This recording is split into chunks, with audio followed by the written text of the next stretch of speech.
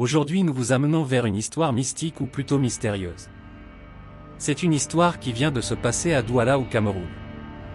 Des locataires d'un immeuble de plusieurs étages, récemment construit et appartenant à un homme d'affaires ont fait face à une situation plutôt intéressante. Le propriétaire de l'immeuble venait de commencer la location de ses studios et appartements.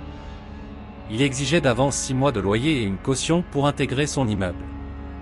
Les locataires qui étaient très heureux de vivre dans cet immeuble ont été surpris à la mi-mai de voir débarquer chez eux leur bailleur qui, il faut le rappeler, vivait ailleurs.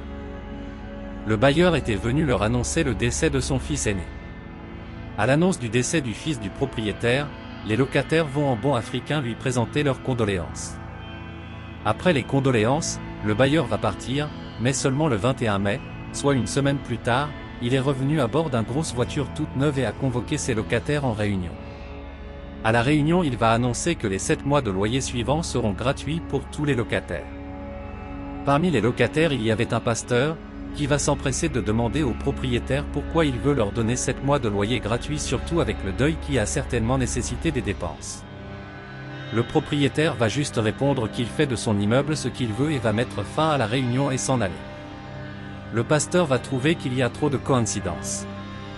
Une grosse voiture toute neuve subite, la mort récente du fils du propriétaire.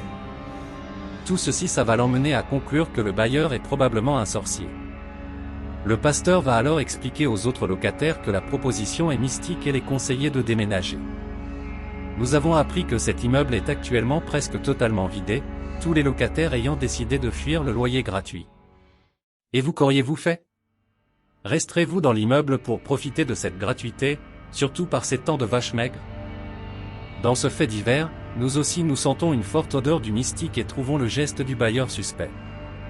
On aurait pu comprendre qu'il offre une baisse de loyer, mais de là à annuler, c'est questionnable. Ceci dit, la situation nous questionne quand même. Si le bailleur est sorcier, a-t-il besoin de mettre le loyer gratuit pour affecter les locataires? Est-ce qu'on ne peut pas imaginer que la mort du fils du propriétaire l'a traumatisé et qu'il aurait décidé de faire du bien autour de lui? Est-ce que le pasteur est un vrai pasteur? Est-ce qu'il aurait pu réunir ses voisins et affronter la situation avec la prière? Comment peut-il être le premier à fuir? Peut-on être certain que le bailleur a vraiment perdu son fils? Et s'il avait juste voulu chasser les locataires pour augmenter les loyers? Que vous inspire cette histoire? Merci de nous laisser tes commentaires. Abonne-toi si ce n'est encore le cas et surtout like et partage.